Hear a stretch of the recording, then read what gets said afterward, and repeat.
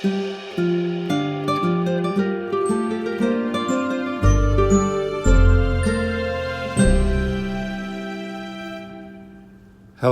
and welcome to Adventures in Theater History. I'm Peter Schmitz. I'm standing right now in the third floor Independent Studio Theater in Philadelphia. This is an annex to the Walnut Street Theatre, the building that was added on to the Walnut Arts Complex when it became a renovated new theater in 1970, as we detailed in previous episodes. I wanted to talk to you from this space, because this space where I'm standing right now is the starting point of several other significant nonprofit Philadelphia theater companies, namely the Arden Theatre Company and the Lantern Theatre Company. Now, we're going to tell the story of the Arden and the Lantern today, but I wanted to have a record of me sort of on location in the actual spot. You can hear the sort of echoey quality. It's completely dark right now. The only thing that's lighting my face is my phone. I just happened to notice that the doorway was open, and since I'm rehearsing directly above this space right now on the fourth floor for the Walnut Street Theater's upcoming production of A Delicate Balance by Edward Albee, please come and see us. We start performances in late February and continue into March. I thought I would come down here to the third floor just to record a short introductory segment, because we are going to be returning in the narrative to this third floor space to talk about many significant moments in Philadelphia theater history. All right, now that we've begun the trip, let's go.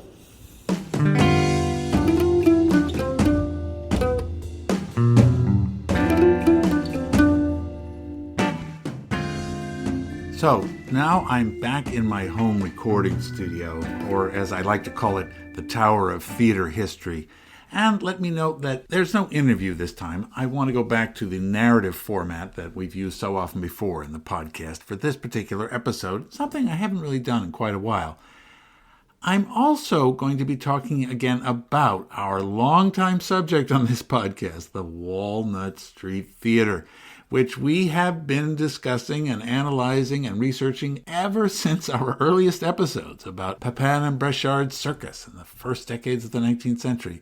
Because, as it turns out, the Walnut Street Theatre is an important subject during the late 20th century, too, and during the 1980s and 90s. It was not only regularly producing its own main stage and studio shows, but it was also a sort of incubator for other Philadelphia theater companies, some of whom, I'm glad to say, still thrive and survive, and some whom, I'm sorry to say, don't.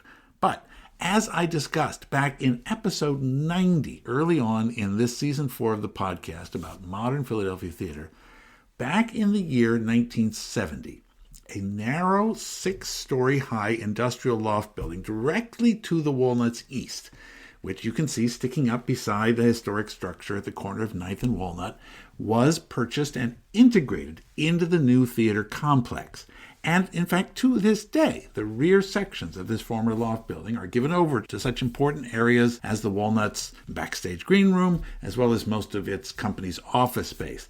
The box office and the lobby of the Walnut are right there on the first floor under the main marquee, and patrons who are going to see shows at the Walnut go under this marquee, they enter the main glass doors, passing the box office, and then they turn to their left to go into the original Walnut lobby.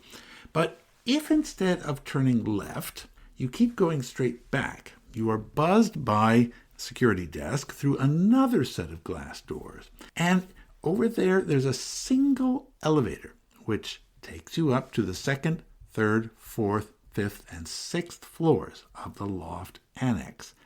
Now, on the Walnut Street side of this annex, directly across from what is now the imposingly curved structure of Will's Eye Hospital, the floors of the Walnut Street Annex all have large south-facing windows, and each one has a large room inside. Now, the 2nd floor, where we've already been, back when we interviewed Bernard Havard, is the artistic director's office space. And on the 6th floor, on the top, there's a dance studio. And the 4th floor is usually used as a rehearsal hall and an acting studio. But it is the 3rd and 5th floor spaces of the Walnut Street Theatre that I particularly want to point out in this episode, because by 1975, these areas had been turned into small black box theaters, about 65 seats each, depending on how they were configured, and little tiny stage managers' booths were set up on the walls, and lighting grids were attached to their ceilings. Dressing rooms were shoehorned in, but this was really bare-bones stuff. This was a place for experimental theater. And the first group to perform in the fifth floor space was a Canadian comedy troupe. And after that, a local Philly group staged Edward Albee's The Death of Bessie Smith. By early 1976, as we've heard already, our friend Bob Headley was using this space in his early days of the Philadelphia Company. And in 1977, this fifth floor space provided a home for the early performances of a group called the Asparagus Valley Social Club, which later became the genesis of the world-famous magicians Penn and Teller. Now, we talked about that way back in episode 44, our first holiday show. Really, I'm sub-referencing myself so many times. Please forgive me. But eventually, the third floor was turned into a film center and showing art films throughout most of the late 1970s. Remember, during the 1970s, most of the time, the Philadelphia Drama Guild was the main theatrical tenant and the Walnut. But everything changed in the early 1980s, and the Walnut Street Theatre became its own producing organization.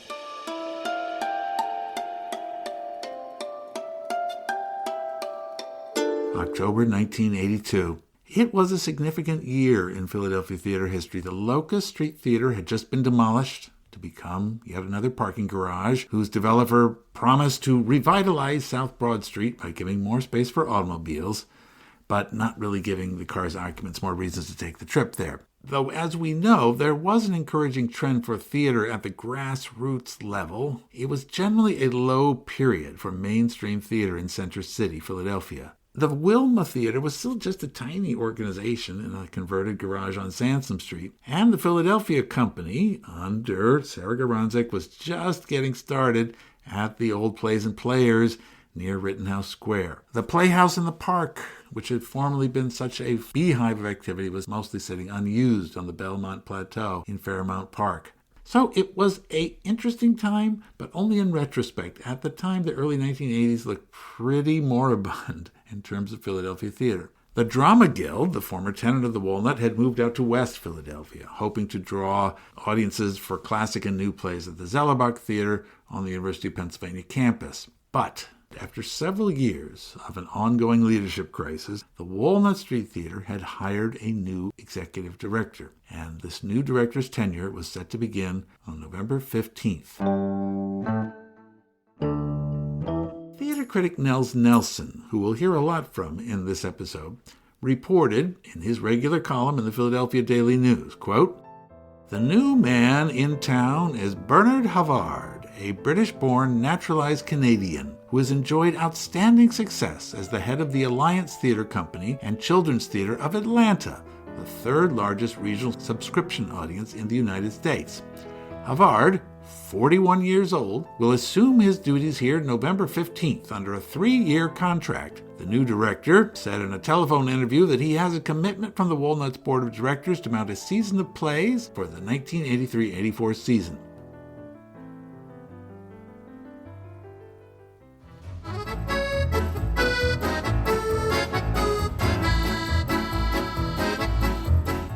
November 9th, 1983. It was the gala opening night of A Flea in Her Ear, a farce by Georges Feydeau at the Walnut Street Theatre. Once again, Philadelphia theatergoers could be seen flocking to the corner of 9th and Walnut Streets as they had done for almost 2 centuries. The play, A Flea in Her Ear, was being directed by Donald Ewer, using a translation of Feydeau's original 1907 Paris vaudeville by Paxton Whitehead and Suzanne Grossman. So The Flea in Her Ear marked the beginning of the Walnut Street Theatre as a producing organization, the first time that the storied venue had mounted its own plays since the 1920s. And as promised, Havard had quickly built a 14,000-strong list of regular season subscribers, as well as convincing local funders such as the William Penn Foundation and Glenn Mead Trust to back him for hundreds of thousands of dollars. He had also managed to reduce the Walnut's operating overhead by renegotiating contracts with the stagehands unions and Actors' Equity Association. Havard was convinced the Walnut could become the powerhouse of the region's growing theater market. Needless to say, all of the Philadelphia metropolitan area's theater critics and reviewers were on hand for that opening night of A Flea in Her Ear. And I'm happy to report that most of them raved about the production. Quote, "From the moment the curtain rises, the cast members reach out to the audience, projecting their personalities with vibrancy," wrote Robert Baxter in the Camden Courier-Post. And in the Philadelphia Daily News, critic Nels Nelson especially praised the magnificent actors and called the show a masterful example of sexy, fast-paced, and exciting French farce. However, there was one local reviewer who was decidedly not happy, and unfortunately it was the biggest one, the Inquirer's influential critic William Collins.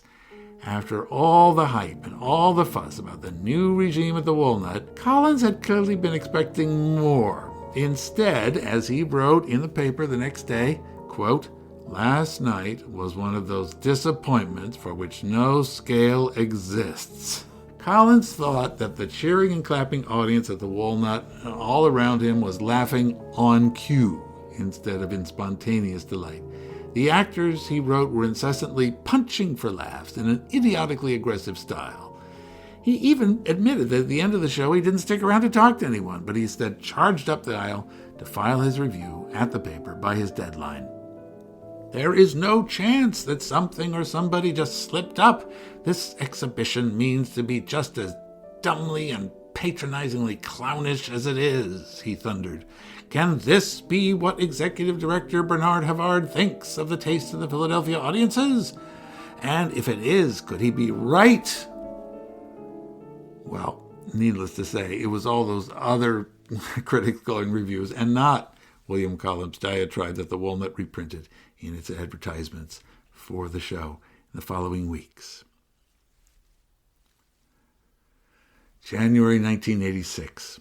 In the middle of his third season helming the Walnut Street Theatre, Bernard Havard inaugurated the Walnut's third-floor studio theatre with the plays Lunacy of Moons and She Also Dances.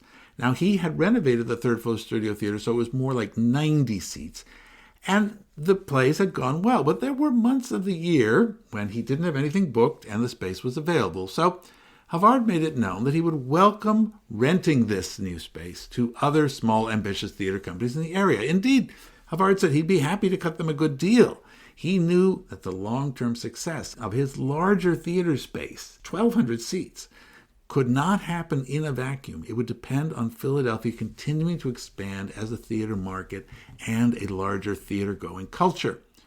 So 2 young theater makers quickly volunteered. And who were these 2? Well, here's what Nels Nelson wrote in a Daily News feature article in August of 1988 under the headline, "A Light in the Forest."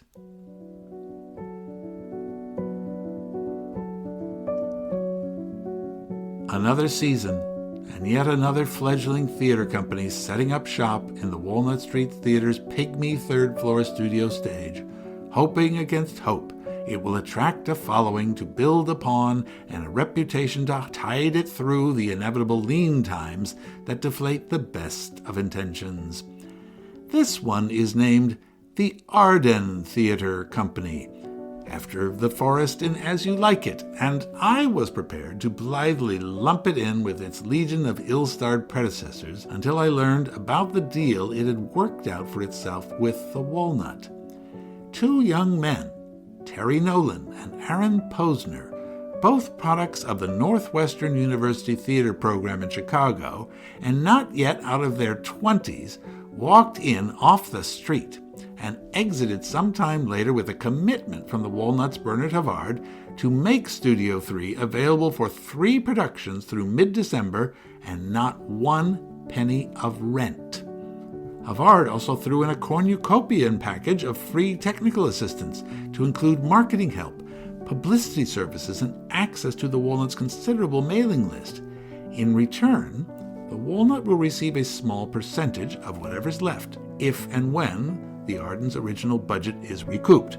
According to an insider, Havard was hugely impressed by Nolan and Posner's optimism and assurance, the painstaking care they had lavished on their plans, and the high literary tone of their proffered product. The Arden's opening production, September 13th through October the 2nd, will be Posner's adaptation of 3 Kurt Vonnegut short stories from the collection Welcome to the Monkey House, namely Who Am I This Time?, A Long Walk to Forever, and Go Back to Your Precious Wife and Son. To follow are an adaptation of Studs Terkel's oral histories of World War II, The Good War, and also Jacques Brel is alive and living in Paris in November and December. The Arden is negotiating an actor's equity contract for Jacques Brel in the wisdom that the vehicle makes an extraordinary demands upon its performers. The Arden at this moment has the first consignment of 10,000 subscription brochures in the mail to playgoers from lists lent by other companies and may send out 10,000 more. Nolan believes that the 3 productions can be brought in for $50,000, none of it from their own pockets. He and Posner seem to have attracted a particularly beneficent band of angels. One of these, an unnamed Northeast Philadelphia businessman, has provided an office plus support facilities, gratis. Neither are they starving for willing technical support. According to Nolan, Rachel Riley, an assistant to Trevor Nunn for the recent Broadway musical Chess, is due here presently to take over the marketing director. Amy Murphy, another seasoned New Yorker, will be their stage manager, and they have borrowed Nina Trust from the Philadelphia Theatre Company for set and lighting design. So, a very interesting and intriguing article, and this brings us to September 13th, 1988. The first play staged by the Arden Theatre Company in the third-floor studio at the Walnut.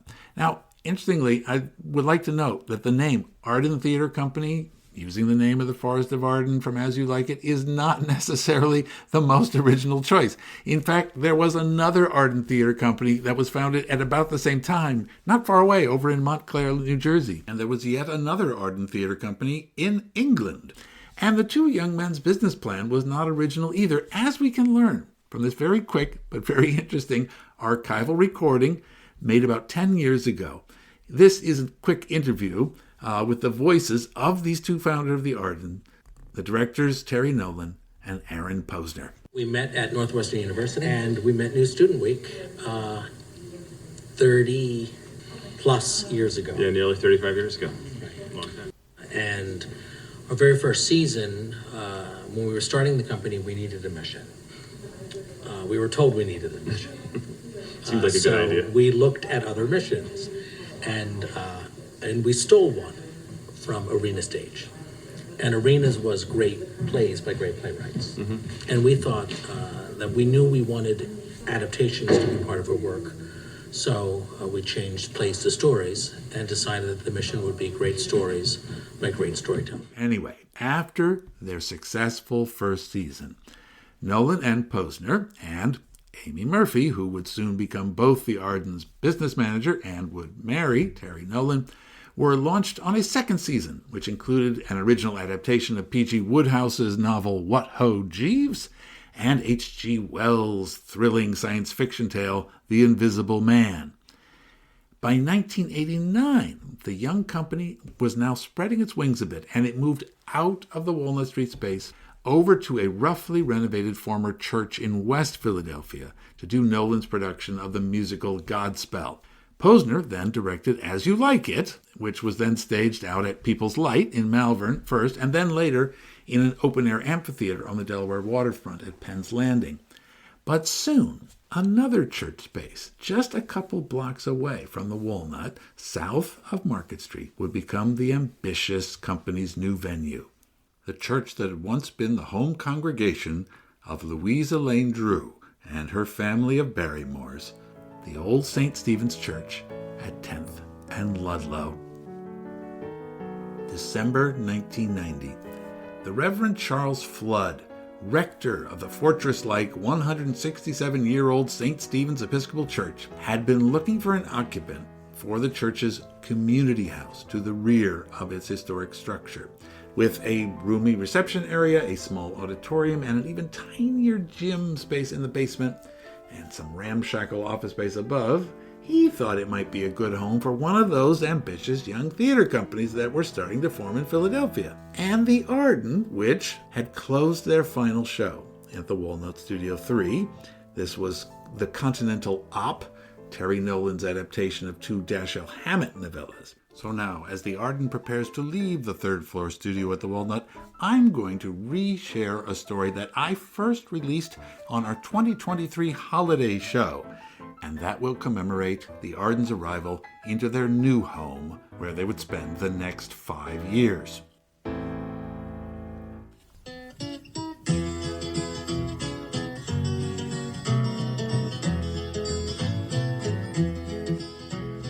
December 4th, 1990.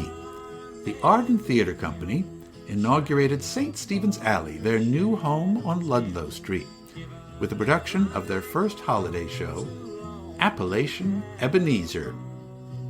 Appalachian Ebenezer, as the title suggests, was an adaptation of A Christmas Carol to a small-town American setting. The Dickensian tale of a miser's Christmas-time reformation was reset in this production into a Kentucky coal mining community during the Great Depression of the 1930s.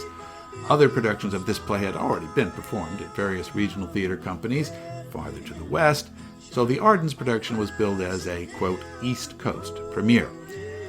After its opening night, Philadelphia Daily News reviewer Sarah Lomax had been kindly disposed to the show and wrote, employing a multiracial, multi-talented cast of 15 actors who range in age and experience, Appalachian Ebenezer uses history and culture as the foundation on which to build this new story.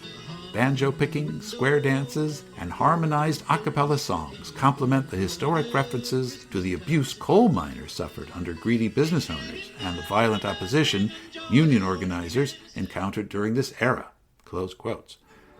The Inquirer's critic, William Collins, however, was clearly not feeling the holiday spirit after seeing Appalachian Ebenezer and was not inclined to raise a glass of cheer to the young, striving theater company. Quote, Aaron Posner staged the work with a hurried pace that gives the play hardly time to catch his breath, Collins groused. Furthermore, he was not much charmed by the whole transformation of the Dickens classic tale from Victorian London to Kentucky. Quote, the ghosts have become haints. A forceful dag-nabbit is the strongest language in use, and townspeople have an alarming tendency to break suddenly into song or a hoedown, but the voice is no longer that of Charles Dickens, and he is sorely missed. Minnie Pearl, he is not a satisfactory substitute. Close quotes. In other words, bah humbug, dag-nabbit. Having now twice quoted him in some of his grumpier moments, I think I really should add that in 1993, when Shakespeare's play The Tempest opened at the Arden Theatre, co-directed by Aaron Posner and the Potlatch Theatre's Mark Lord, the wise counselor Gonzalo was played by the longtime Inquirer reviewer William B. Collins. Now retired from journalism, Collins was making his first appearance as an actor since he had left college some 40 years before. An admirable and commendable bravery on his part, since, of course, he himself was now vulnerable to the pointed barbs of his former colleagues in dramatic criticism. Collins, in a good-natured and enthusiastic way, would go on to perform in many Philadelphia theater productions for the next 10 years of his life. When he finally passed away in 2014, I would note that in his obituary, his family asked that all donations in his memory be made to the Arden Theatre Company.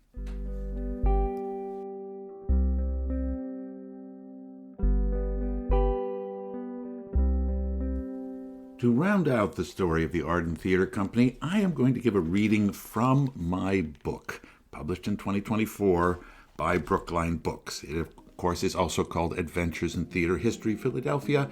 And if you'd like to obtain your own copy, please go to the link on our website, www.aithpodcast.com. So this is a reading from the chapter called The Arden in the Old City. 5 years later, buoyed by artistic success, a vigorous fundraising campaign, and much assistance from Mayor Ed Rendell, the Arden's founders and its board were able to purchase 2 old industrial structures just north of the historic Christ Church on 2nd Street in the Old City neighborhood. Benjamin Franklin had even once run a print shop at that location. Of the 2 adjacent buildings there, one was a 2-story former U.S. post office with large windows. It had been occupied for some years by PTC Institute, a vocational school, which had shuttered in 1994 amidst a storm of allegations of financial impropriety. The rear building was a 3-story brick warehouse dating from 1880, which was full of internal vertical columns typical of 19th century industrial construction. The second-floor Arcadia stage was ready by the fall of 1995, and the first production there was Shaw's Major Barbara, directed by Posner. Over the next 3 years, the Arden continued to produce award-winning theater, and its annual attendance rose from 29,000 to 43,000 people a year. Its annual budget went from $975,000 to $1.4 million, and its staff went from 9 to 25 employees. Meanwhile, a huge amount of work had to be done to create an envisioned second, larger space in the adjoining warehouse building. The interior timber columns, only 18 feet apart, were the biggest challenge. At one point, the Arden considered digging out the basement and leaving it at that. Eventually, architects James Timberlake and Richard Myman came up with the solution of needling new steel columns down the exterior walls, removing all the interior supports, and then laying 40-foot-long steel trusses across the top to anchor the roof. An enormous 40,000-square-foot flexible performance space was created for the Arden with a 36-foot-high ceiling. For the next quarter century, the new Arden Theatre would remain a vibrant year-round performing arts venue, and the company became one of the most successful nonprofit theaters in Philadelphia. The flexible space held up to every demand designers made upon it and every configuration of seats and stage. Eventually, the Arden would have to replace the audience's chairs on the risers, however, for the happy reason that they were worn out from so much use. Now, let's go back to the third-floor space at the Walnut once again, because something else was happening there. On November the 2nd, 1994, a new group, the Lantern Theatre Company, opened its first show ever. And it wasn't an easy one. It was Samuel Beckett's Waiting for Godot.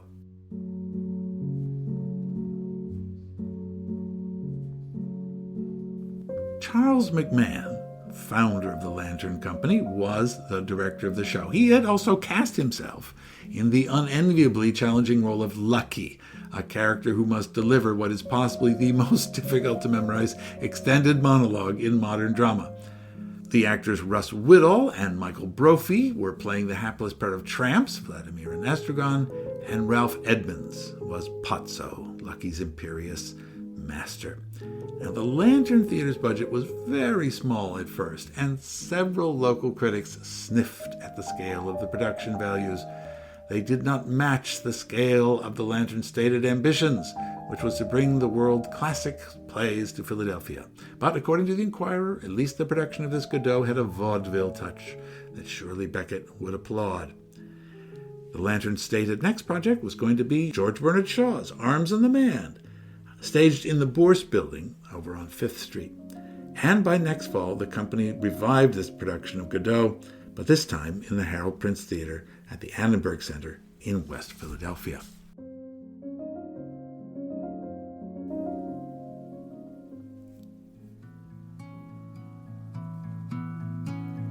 August 21st, 1995, in another article in the Philadelphia Inquirer written by Douglas J. Keating, quote, "When the Arden Theatre Company left St. Stephen's Alley Performing Arts Center for its new home in Old City last month, Philadelphia gained a much-needed theater space. Well, not exactly. Not yet. The building, of course, is still there, tucked into Ludlow Street behind St. Stephen's Episcopal Church on 10th Street. The trouble is that the quarters on the second floor, where the Arden produced plays for 5 seasons, are no longer a theater. The seats, the lights, and other appurtenances that made the space a place to stage plays were the property of the Arden, and the company took them with them. Said the Reverend Charles T. A. Flood, rector of St. Stephen's, "We can't have an empty room." Father Flood wants to reinstall the lighting and seats and get the theater back into business. He says he needs $150,000 to do that and make other improvements, including installing air conditioning to accommodate summer shows. Father Flood would like to have the theater operating at the beginning of the 1996-1997 season. The Lantern Theater, a new troupe that produced its first 2 plays last season, is working with the church on the project, reported Keating. He closed his piece by noting that the first show there would be by the Irish author J.M. Singh, Playboy of the Western world. In our next episode, we'll be bringing you the story of Philadelphia's Lantern Theatre Company, and we will be interviewing its founder and its longtime artistic director, Charles McMahon, as well as its dynamic executive director, Stacey Maria Dutton. I will be interviewing Stacey and Charles in the St. Stephen's space on Ludlow Street, the theater they inherited from the Arden 30 years ago and have made their home ever since. Now, I am happy to tell you that for this episode, once again, the recording and sound engineering will be in the capable hands of Christopher Mark Colucci. And as always, of course, he has composed the theme and transition music that you have heard throughout this episode. Additional music and underscoring was supplied by Epidemic Sound. I'm Peter Schmitz. Thank you for coming along with us once again on another adventure in theater history, Philadelphia.